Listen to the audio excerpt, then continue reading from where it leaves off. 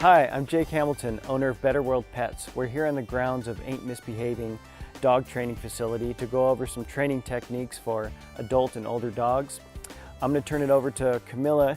She is the owner of Ain't Misbehaving, and she's going to give us some helpful training techniques that every dog owner should know. Hi, my name is Camilla Wellhaven and I'm with Ain't Misbehaving Dog Training. I am a certified pet dog trainer and I'm also certified at Canine Scent Work. And today what I'm going to talk about is some things that we can do for older and adult dogs. Right now I'm working with 3 dogs, but depending on your own household, sometimes I'll work with one at a time. And usually what I would do is I would start to train one, then I'd add number 2, and then I'd add number 3. It's a good idea when you're doing an exercise like this, depending on if you do have a multi-dog household, is to start with one, add one, and then add any more that you have. One thing we're gonna do to keep things interesting is ask our dogs to get in their beds. In your bed. Maybe we'll get all the dogs in one bed. Leo, stay, Astrid. In your bed. Leo, in your bed. Stay. Posy Alice. In your bed. Right here. Leo's the wild card. Posy, stay. Leo, right here. And stay. Good job. In your bed. In your bed. Stay. In your bed. Down, everybody. So what I'm doing here is I'm just making this an exercise. I'm just engaging their brains, asking them to get in their beds, lie in their beds, and rewarding them for lying in their beds. For dogs that are getting older and they maybe don't have a lot of other things that they're doing, I like to make feeding time take a little bit longer to keep both their minds and their bodies occupied. I take a portion of their meal, I'll mix it with something soft, so it's like a pate. I stuff the Kong and I freeze it. It should take 15 to 20 minutes for them to eat it. The other thing that I'll do is give them something to chew. One of their favorite chews, this just happens to be an elk horn. Also something that can keep them occupied. I don't give them free access to this so that it's special. And again, this should take 15-20 minutes for them to be able to chew, calm them down, or some other type of non-food chew, such as a little rubber bone. So another thing that a lot of dogs experience as they get older is they tend to get a little bit weak in their rear hindquarters, and they can lose some mobility. So one of the things that can be really nice is an exercise that strengthens their back end. And of course you always want to be careful not to overdo, and you want to do as many reps as your dog can handle. So I'm going to demonstrate this with Posy. I'm just going to get her front feet onto one step and then the second step. And what that's going to do is it's going to put the weight into her back end and help her keep her back end strong. So, first step up, I just say up, up. And have her stand.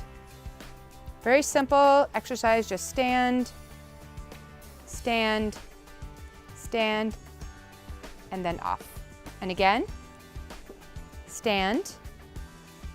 Good girl. Let her know she's doing the right thing. Good girl. And I want to be really careful that I'm not seeing slipping or shaking, or it should not be a strain. It should be simple and quick. Good girl. And then if I want to go one more step, up and up, and we're going to have Leo help.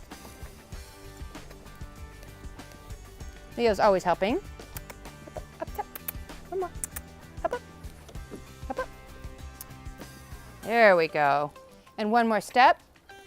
To just put a little bit more. She's only 8, so this is something that she could do. I would not do it with a dog that was weaker in the back end. Often what I do is I include the other dogs with just a little name game, which just says their name so they know it's their turn.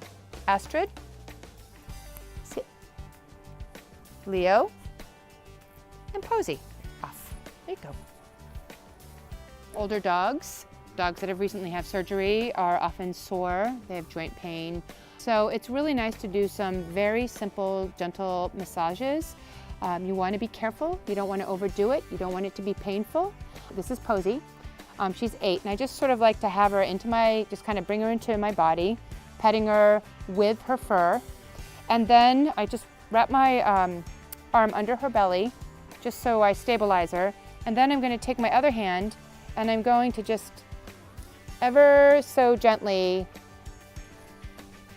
brush the opposite of her fur.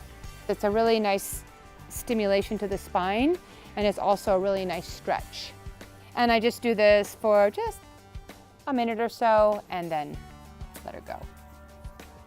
As dogs get older, they can lose their mobility, they can lose their eyesight, they can start to lose their hearing. So it's really important to keep them mentally stimulated. A really excellent activity to keep their minds and their bodies engaged, as well as keeping them engaged in their environment, is canine scent work. I'm going to set up a bunch of treats in boxes, and the dogs are going to find the treats. The reason I use the boxes, one is that it tells the dogs that the game is on. It's the beginning of the game. And it also enables me to make a puzzle. The other thing that I can use is a crate. I can use a bed. You can use multiple things. I just happen to have boxes. The other thing that I can use is a favorite toy, and I can hide a toy for them. So what we can do is we can use multiple things for them to be able to find. I'm going to set up the puzzle. There are no dogs cheating. No dogs are watching what I'm doing. And I'm going to, I think it will be Leo first, a little Border Terrier Chihuahua. And I'm just going to stick a couple of little pieces of lamb jerky. Another thing to think about with an older dog is make sure that they're not getting too many calories, so I'm using small pieces. I'm using lamb jerky, doesn't have a lot of filler in it, isn't going to be tons of calories. I put 3 pieces out. I'm going to do one more. And now what I'm going to do is I'm going to go get Leo. Depending on my dog, if I have a dog that's fragile, is losing balance, I want to be careful that they're not so excited that they're going to fall over. So what I often want to do is have them on a leash so I have a little bit of control. So here's Leo. He's on the leash. I'm going to take off his leash and say, find it.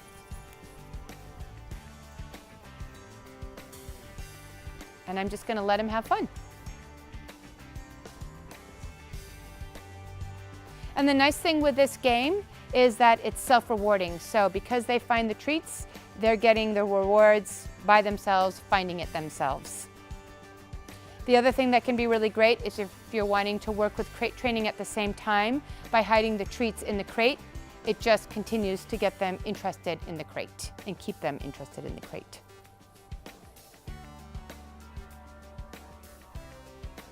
And there he goes in the crate. Good boy, Leo. I can toss a bunch of treats in the crate to keep him coming back. Good job, buddy. The next dog that I'm going to have is Astrid.